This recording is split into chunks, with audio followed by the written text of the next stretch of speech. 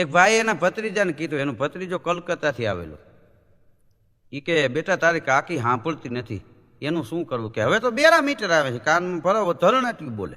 તો કે આપણે બેરામીટર લેવું? તો કે કાકા પહેલાં તમે નક્કી કરો એ કેટલી રેન્જથી સાંભળે છે, એના ઉપર એ મીટર આપણે લઈ શકાય. તો કે એ કેવી રીતે નક્કી કરવું? એ કે તમારે પહેલાં જવાનું ફળિયામાં જઈને બોલવાનું.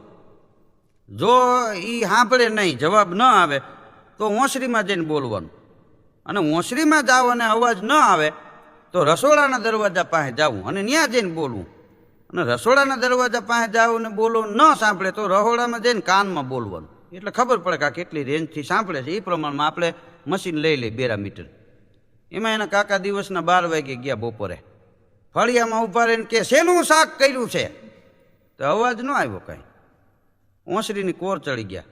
શેનું શાક કર્યું છે? કાંઈ અવાજ ન આવ્યો. રહોડાના દરવાજે જઈને ઊભા રહ્યા. શેનું શાક કર્યું છે? તો અવાજ ન આવ્યો. તે રસોડામાં જઈને એની ઘરવાળીના કાનમાં કે શેનું શાક કર્યું છે?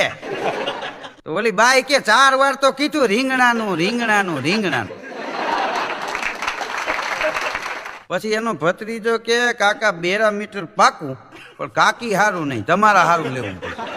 હું કાકો બેરો હતો. બોલો.